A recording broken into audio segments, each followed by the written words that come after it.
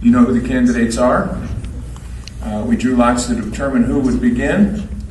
Representative Reske, you have 2 minutes for an opening statement. Well, thanks, John. I hope I can do as good a job as Alexis. She did a fine job with her flexion, if I may say. And so as my wife is probably thinking, oh my gosh, you did a lot better than Scott will. But anyway, thank you for having us. Thank you, Rabbi, and your congregation for hosting this. I am an engineer and a small business owner, and as Todd said earlier, retired Marine Corps colonel. I flew helicopters for 10 years and then did on active duty and then another 18 in the reserves. I'm an Iraq War veteran, and I'm the only candidate here with true business experience. I'm running for Congress for the same reason I joined the Marine Corps. I want to make our country better and to also solve our nation's problems. If elected, I want to focus on jobs and fixing the economy, reducing our debt, and of course, attacking the unfair trade deals that ship our jobs overseas. I'm for fair and simpler tax. That's especially important for small businesses. They're the engine of our economy. They're the innovators of our economy, and they produce half our domestic product. Unlike my opponent, I support the Paycheck Fairness Act, which enforces equal pay for women, women's right to choose. I will not support any effort to limit women's access to life-saving cancer screening, maternity care, or birth control. One of the most important issues on the campaign is Social Security and Medicare. Both my opponents want to immediately and needlessly cut these benefits.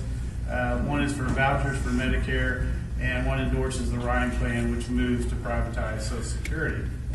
The choice is clear. I'm a moderate who focuses on jobs, Social Security, and Medicare. I have a proven record as a state legislator as far as bipartisanship, solving problems, and controlling spending. This year, Indiana passed the corporate tax rate cut from 8.5 to 6.5, and I worked with a colleague, Brett Hirschman, a Republican, to pass that in Indiana. Thank you very much, Mr. Reske. I appreciate that. Mr. Reid, 2 minutes. As a high school finance teacher, it's my personal mission to make sure that every student in my classroom learns to balance their budget, save for the future, and avoid debt. By show of hands, how many of you think our elected officials could learn that lesson? The problem is, our representatives in Washington just don't care about being fiscally responsible. The truth is, they understand that every deficit they pass is increasing our national debt, destroying the purchasing power of our dollar through inflation, and it's ensuring that our future tax burdens are going to be higher for us and our children.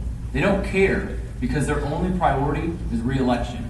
I'm going to tell you right now tonight, the only thing I want to achieve in Congress is getting America back on a sustainable path to economic growth. And tonight, you're going to see that I'm the only candidate of substance and principles in this race. And my opponents are very, very strong at articulating the problems that we face, but they refuse to give specific solutions to the problems. They're going to say things like, I favor pro-growth strategies. Well, I believe Fidel Castro would have said the same thing. Or I want a robust economy. And I would argue that Hugo Chavez would say that they have a robust economy, wouldn't you?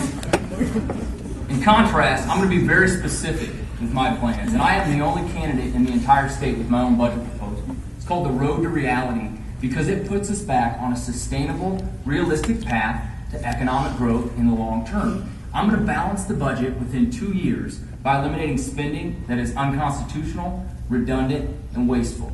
My opponent, Mrs. Brooks, supports a budget that takes 28 years to balance, and it's going to continue to increase the national debt for 40 years. Tonight, the big question that you guys need to ask yourself is, do I want more government or less government? A vote for Scott Reske and a vote for Mrs. Brooks will be a vote for more of the same and bigger government. A vote for Chard Reid is a vote to keep government out of your life, out of your faith, and out of your paycheck. I'm really looking forward to our time tonight. Thanks for having me. Thank you, Mr. Reid.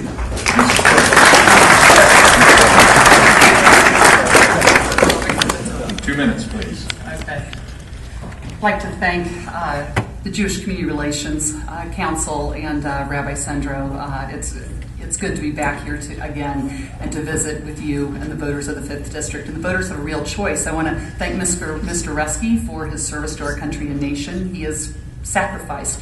And as a daughter of a teacher, I appreciate what Mr. Reid does, teaching, an incredibly noble profession. But I think the voters have a real choice in this election. It isn't about experience, it's about leadership, it's about a proven record. I was a partner in a private law firm for 13 years. It actually wasn't Ice Miller where I started, Alexis. It was McClure Cannon with Rick Cannon.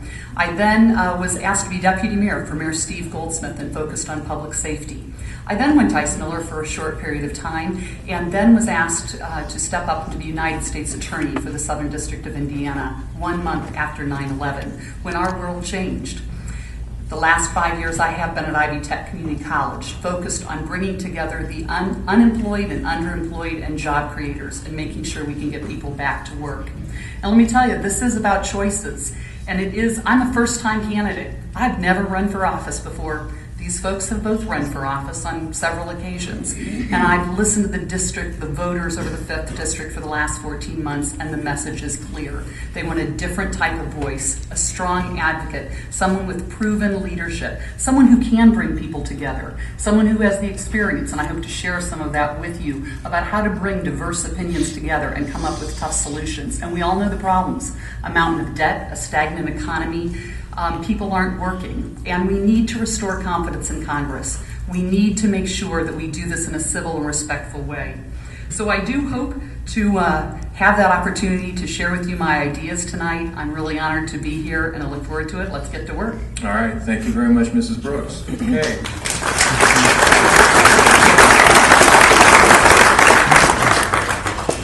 All right, folks. We'll start with Mr. Reske.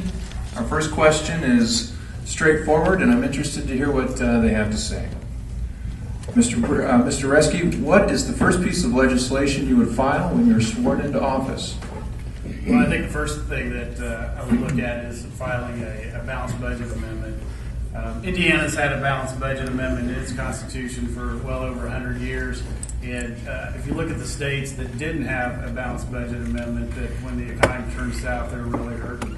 And Indiana is doing very well, mostly because of that balanced budget amendment. I do believe that there needs to be exceptions in that for times of war and economic crisis, but that's the first thing that I would look for. I think our debt is a national crisis, and there's no excuse for it. And unfortunately, it's going to take a lot of hard work to work our way out of that.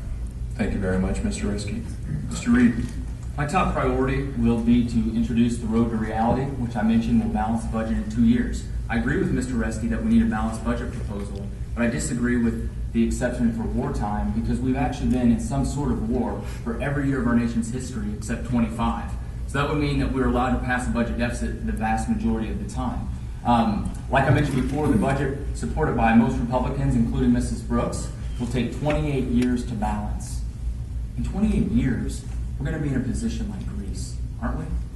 We have unfunded liabilities for Medicare of $80 trillion.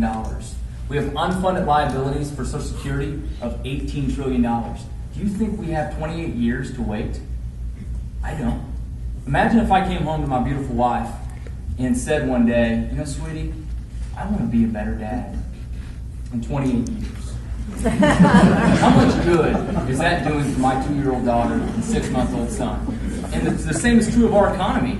If I said, let's balance the budget in 28 years, the baby boomers are going to have sucked through the Medicare and Social Security by that time. We're going to be in a much worse position. Okay? The truth is, we need to fix the problems that we're facing now by eliminating spending that's redundant and wasteful. And just to correct Mr. Reske, I do not favor changing Social Security now for people over the age of 50. My plan does not change Social Security for anyone over 50 years old. Thank you very much, Mr. Reid. Mrs. Brooks. Well, the debt is probably the country's largest problem at 16 trillion. It was 14.1 trillion when I started. I think what I've heard from the voters of the 5th, though, in order to get this done, we didn't get to this debt problem overnight. And we're not going to solve it overnight. In fact, we're going to have to find a way to restore some confidence in Congress and make sure that members of Congress remember who sent them and remember why they sent them. And I did propose a plan calling Restoring Confidence in Congress, and I've heard from the voters of the 5th District that they are very in favor of a plan. Some of the parts of this plan ensure and would ask that we have a national discussion in this country about passing term limits. And I've definitely heard from voters in the fifth that they're willing to have that discussion at this time. We also think that members in Congress shouldn't be able to get better privileges and be able to get access to information and trade on information and have those types of benefits that the rest of the country can enjoy. There was a 5-part plan, and members of Congress also shouldn't be able to get out of Congress and begin to lobby Congress. Thank you, Mrs. Brooks. Thank you very much. Some of the things I get started on. Okay, we'll begin our second round of questioning with Mr. Reid. And my first question is one from the audience, and the question is, how do you view Congress's role in military intervention, such as in Libya or Syria? Mr. Reid, 1 minute. It's a great question. Just to let you know, when we're considering any kind of conflict overseas, my default response to conflict will be non-intervention until I'm presented with compelling evidence that our national safety is in danger. And at that point, I have 3 guiding principles that will help me make a decision for any conflict. Number 1, do we have a stated objective that's clear and that clearly defines what victory looks like? If not, we need to start over and come up with some clear objectives for what we're doing. Do you think we had a clear objective in Afghanistan? Secondly, we need to have Congress declare war as prescribed by the Constitution. We need to get rid of presidential orders that put our young men and women in danger for trivial purposes. Okay? We need to have Congress vote to say, yes, we need to be there. And third, we need to use the full force of the United States when we get involved in conflict to minimize casualties of U.S. troops and to ensure maximum success. Thank you very much, Mr. Reid. Mrs. Brooks. Certainly, we are a war-weary country. We have been at war for over 11 years now, and we have lost many in that war, and I always want to ensure as well that we take care of our veterans. However, as a United States Attorney, I learned shortly after 9/11 the number of organizations that aren't traditional countries that want to do this country harm. And there are countries like Iran and Syria who are state sponsors of terrorism, of groups of individuals that want to do not only our country harm, but a country very near and dear to this congregation, Israel. And so we must protect our strategic alliances around the country or around the world. And I would stand with those strategic alliances because when we have incidents like what happened in Libya, we are not taking care of our American citizens and our embassies abroad. And so I believe in peace through strength. I believe in ensuring that we have a very strong military, that we have the strongest intelligence system possible, because it's through intelligence that we'll know what's happening around the world. Thank you very much, Mrs. Brooks. And Mr. Reske. Well, if I understand the question right, what's the role of Congress in defense? And well, first of all, its job is to declare war. It's a check and balance against the president, and I think that power, Congress has diluted that power itself, and I think we need to get back into the habit as a nation in making sure that Congress declares wars when appropriate and not just on the whim of a president. The other thing it does is decide what equipment we buy and how we structure our military. Those are very, very important issues. And of course, with commitment to defense is also a commitment to veterans. I'm the only one at this table that has the experience that it takes. I've worked in the Pentagon, I've served in combat. I know what our troops need, and I know how to listen to our chiefs of the different branches to decide what is best for our nation. We have a lot of challenges coming up. As fewer and fewer veterans serve in Congress, there's fewer and fewer that have the know-how to make those decisions. Thank you very much, Mr. Reske. I appreciate that. And that's the end to question number 2.